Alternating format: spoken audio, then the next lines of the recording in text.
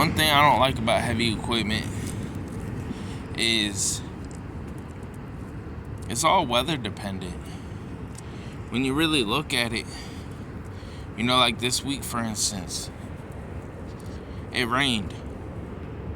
Pretty much, it rained Sunday, and then it kind of just messed up the whole week. Yeah, I got lucky that I'm on a job that our foreman pretty much let us get hours.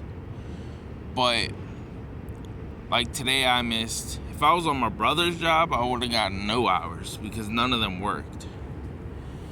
Now, I can't really say about the track equipment, but I wouldn't doubt knowing them, they all went home.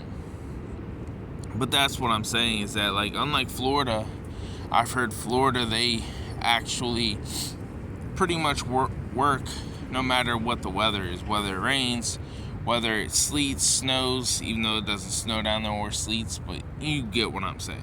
Rain, doesn't really matter. I've heard they pretty much work in whatever.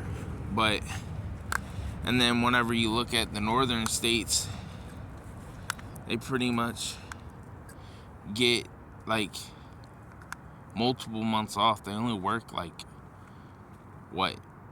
7 to 9 months out of the year. Come on, Rocky. 7 to 9 months, that's not too bad. But if you don't save your money and you're not good with your money, or you don't have a side job to take over your heavy equipment job while you can't do nothing, then you're kind of screwed. But luckily where I'm at, it doesn't get that cold. It doesn't really snow, because I've noticed, like, in a lot of the northern states, especially up there in Canada, they get a lot of freezing, and it freezes the ground really deep, and clearly you can't build and anything like that on that type of dirt because it's frozen. So it's understandable. So you gotta wait for it all to de-thaw in the summer and springtime. So you only got those months, those warmer months to really work there.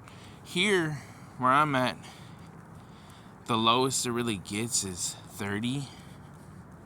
And then pretty much, like, you only slow down sometimes because of the weather. Like, if it snows or rains a little bit, and then, your hours are shortened because of how short the days are.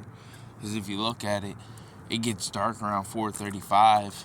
So if it gets dark around 4:35, you only got from sun up, which is right around 7, to about 4:30, 5 o'clock, and then you go home. Unless you have a company that can work during those times, but my company usually doesn't. We usually work till about sundown. And then if you look at during the spring and summer, the temps go up, and then things dry out even faster. And then plus the sun doesn't go down till 8, 9 o'clock at night. So we're working 15, 16-hour days during the spring and summer because of that fact. The money's good, but you really got to look at, depending on the state that you're in, if it rains a lot, then you're probably not going to work that much. If it snows a lot, same difference. And if you live in a climate like up north, where the ground freezes because, you're getting in the negatives, you're only going to work those warmer months, and then the rest of the year, you're pretty much going to have to deal with finding another job until summer and springtime. So, just a little reminder, this type of heavy equipment operating is pretty much weather dependent, and you just gotta budget out your money and work as many hours. One thing I've learned is work as many hours in the summer and spring and save up as much money as you can, because eventually that day's gonna come when you're not going to be able to do much.